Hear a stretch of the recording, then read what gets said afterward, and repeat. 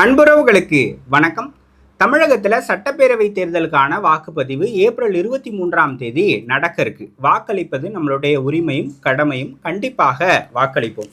இந்த காணொலியில் தாம்பரம் சட்டமன்ற தொகுதி குறித்தும் அங்கு யார் யார் வேட்பாளராக நிற்கிறாங்க, அங்கு யாருக்கான களமாக இருக்கு அப்படின்றது தான் பார்க்க போகிறோம். தாம்பரம் சட்டமன்ற தொகுதி செங்கல்பட்டு மாவட்டத்திற்கு உட்பட்டு வரும். சட்டமன்ற தொகுதி எண் 31. எந்த நாடாளுமன்ற தொகுதிக்கு உட்பட்டு வருது அப்படின்னு பார்த்தீங்கன்னா ஸ்ரீபெரும்புத்தூர் நாடாளுமன்ற தொகுதிக்கு உட்பட்டு வரும்.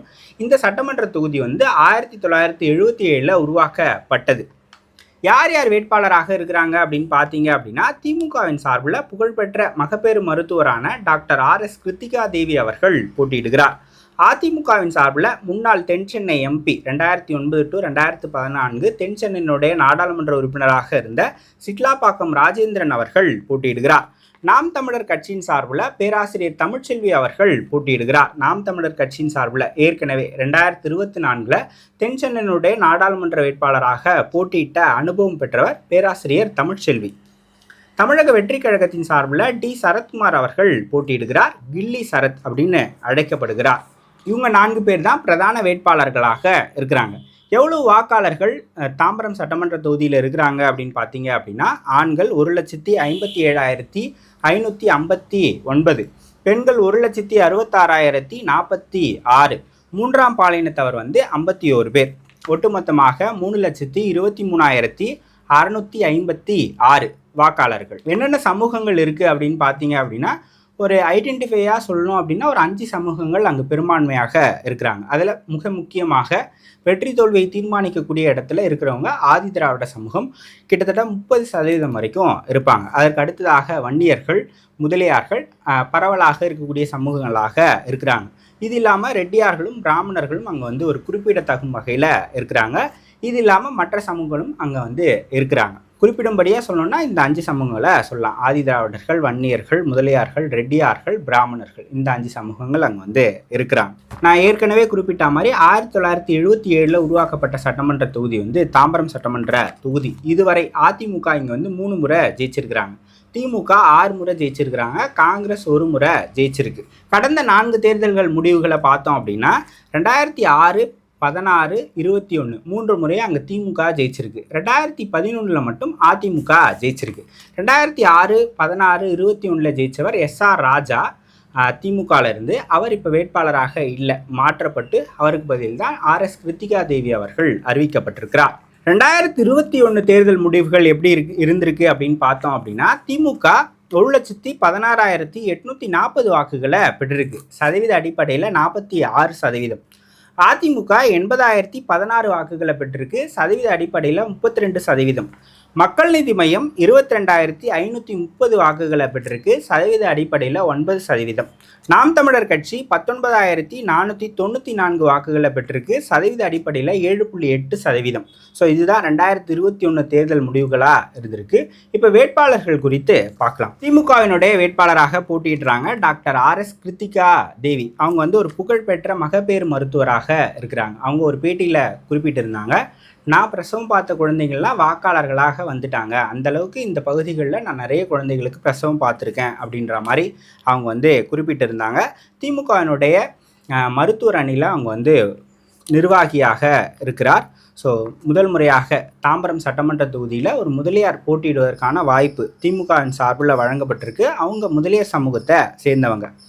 ஸோ அவங்களுடைய பலம் அப்படின்னு பார்த்தீங்க அப்படின்னா அவங்க தாம்பரம் சட்டமன்ற தொகுதியில் கணிசமாக முதலியார்கள் இருக்கிறாங்க. திமுக அங்கே 6 முறை ஜெயிச்சிருக்கு. ஸோ கூட்டணியின் பலம் இதெல்லாம் அவங்களுடைய பலமாக இருக்கும். பலவீனம் நீங்கள் பார்த்தீங்க அப்படின்னா ஆன்டி இன்கம்பன்சி இருக்கலாம். கடந்த 2 முறையாக அங்கே திமுக தான் வெற்றி பெற்று இருக்குது. ஸோ அது ஒரு ஆன்டி இன்கம்பன்சியாக பார்க்கப்படலாம். ஆனாலும் மருத்துவர் பெண் அப்படின்றதால அவங்களுக்கு கூடுதல் பலன்களை கொடுக்கும் அப்படின்னு நான் நினைக்கிறேன். அதிமுகவினுடைய வேட்பாளர் சிட்லாப்பாக்கம் ராஜேந்திரன் செங்கல்பட்டு மேற்கு மாவட்ட செயலாளராக அதிமுகவில் இருக்கிறார். 2009 to 2014 தென்சென்னையினுடைய நாடாளுமன்ற உறுப்பினராக இருந்தவர். 2016 தாம்பரம் தொகுதியிலிருந்து போட்டியிட்டார். அப்போ தோல்வி அடைஞ்சார்.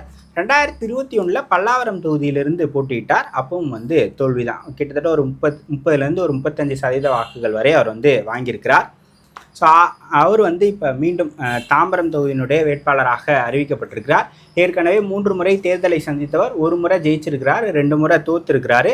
ஸோ மாவட்ட செயலாளராகவும் இருக்கிறார். சிட்லாப்பாக்கத்தில் அவருக்கு வந்து ஒரு செல்வாக்கு இருக்குது. அந்த சிட்லாப்பாக்கம் தாம்பரம் சட்டமன்ற தொகுதிக்கு உட்பட்டு தான் வருது. கடந்த முறை அவர் பல்லாவரத்தில் போட்டியிட்டார். இந்த முறை அவர் மீண்டும் தாம்பரத்திலிருந்தே போட்டியிடுகிறார்.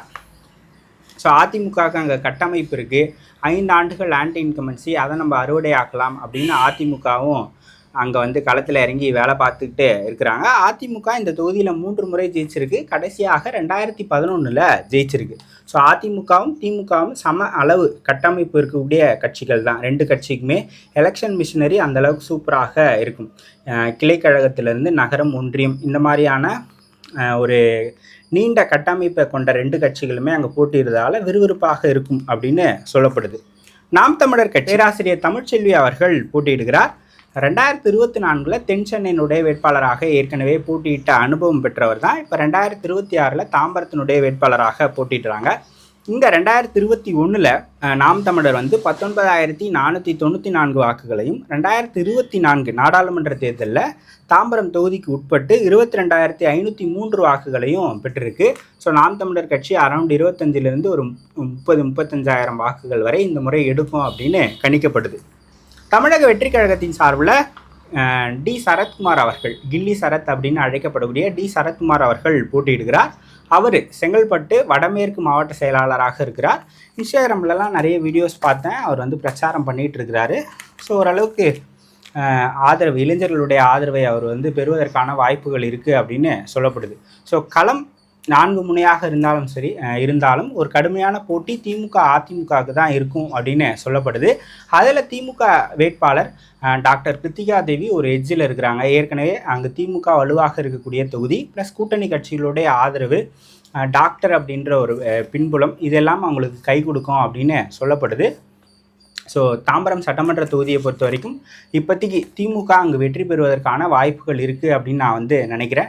நீங்கள் என்ன நினைக்கிறீங்க? தாம்பரம் தொகுதியில் யார் வெற்றி பெற்றால் சிறப்பாக இருக்கும் அப்படின்னு நினைக்கிறீங்க அப்படின்றத கமெண்ட் செக்ஷனில் சொல்லுங்கள். 2026 தேர்தல் குறித்த செய்திகளை தெரிஞ்சுக்கணும் அப்படின்னு நினச்சிங்க அப்படின்னா சாரல் துளி சேனலை சப்ஸ்கிரைப் பண்ணுங்கள். தொடர்ச்சியாக ஆதரவு கொடுங்க. வாக்களிப்பது நம்மளுடைய உரிமையும் கடமையும். கண்டிப்பாக வாக்களிப்போம். இவ்வளோ நேரம் வீடியோ பார்த்ததுக்கு ரொம்ப நன்றி. தொடர்ச்சியாக ஆதரவு கொடுங்க.